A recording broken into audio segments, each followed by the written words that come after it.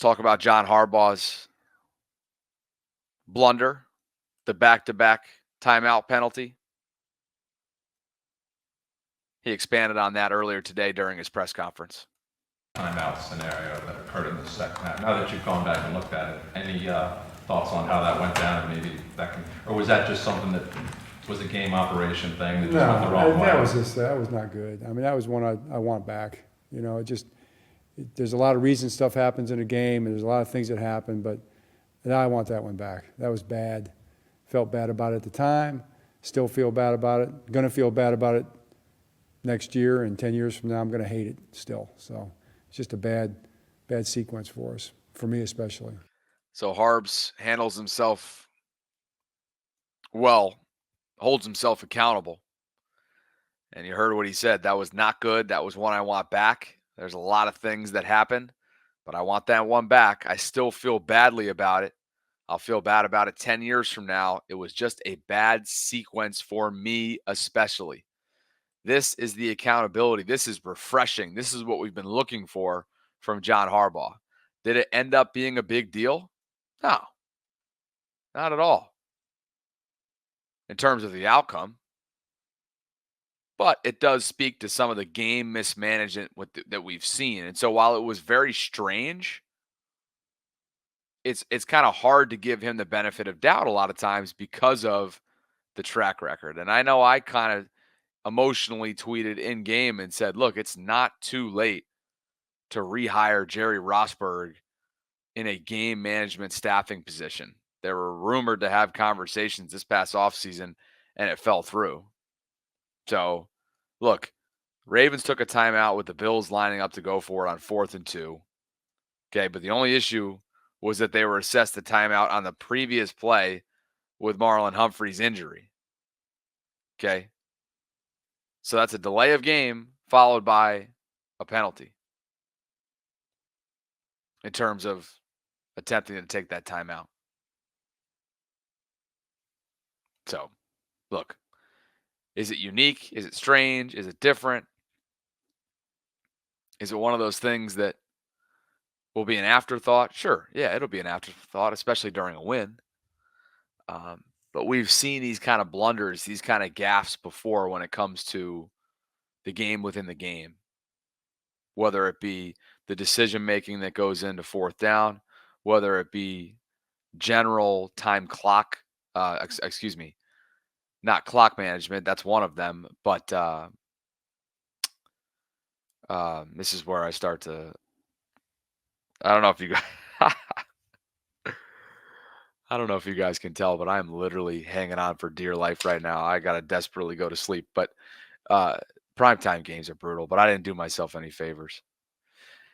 Reality is everything within timeout management, 4th down decision making, clock management, that can be a lot more robust. There's areas of that can get refined and cleaned up based on John Harbaugh's track record. And so sometimes in the heat of the moment, it's hard to give him the benefit of doubt.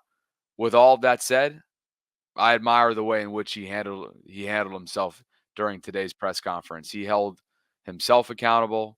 He was transparent. He was genuine about it, and you move forward. That's what you do. Some other takeaways from Harb's press conference and just today on social media. Derrick Henry, not often does he tweet, but he did this morning, saluting Flock Nation. You got to love that. The AC just kicked in, by the way, up above me, so I got like a jolt of.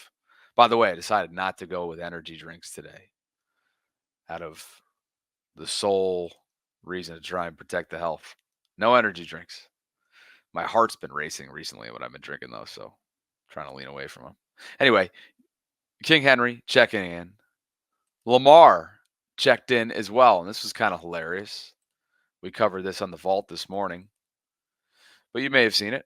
Lamar says, this is a team sport. I'm not out here satisfied when I threw for 300 yards but took an L. If I throw for 50 and we win, that's what the F matters. Y'all stop commenting on our socials about the yards y'all FanDuel or parlays ain't hit. This guy's hysterical. Defiant Lamar. It's an interesting era of Lamar Jackson football right now. Because quite simply, he doesn't give a shit, and I kind of love it. 0 F's Lamar Jackson. That's what we're all watching unfold. John Harbaugh said that he expects Arthur Maulet, their nickel corner, who joined the team last year, will practice this upcoming week. He's eligible to return in week 5, which is a road game in Cincinnati, as I've mentioned. But this is a valuable player, somebody who understands AFC North football, somebody who is a very effective nickel corner, great blitzer, hard hitter, physicality's through the roof. Ravens could be getting him back at some point in the near future. And then the clock starts ticking for Keaton Mitchell, of course, as we get closer and closer to his potential return from last year's knee injury. Highest graded Ravens in week 4, Kyle Van Noy, 33 years young, 93.9 according to PFF overall grade. Adafe finished with an 89.1. Lamar with an 88.8. Pat Ricard, 83 flat. And Derrick Henry, 81.5. And my, oh my. What a freaking run it's been for Kyle. Playing with his hair on fire and really, really being effective and efficient for this Ravens defense. Led the way along with Adafe and Travis Jones with 4 pressures. He also had a couple sacks as well, including the pivotal strip sack of Josh Allen, which really kind of shifted the momentum back in Baltimore's favor. It was teetering. They were bleeding. They stopped the bleeding because of KVN's savvy. Kyle has registered 15 sacks in 18 games as a Raven since joining the team last year. 2 tackles for loss, 2 sacks, and 3 quarterback hits for the championship pedigree Kyle Van Noy, who won a couple with Tom Brady in New England. This is the type of glue guy right here. I know I use the phrase a lot, but this is a bona fide glue guy. And 53 is playing some of the best football of his career.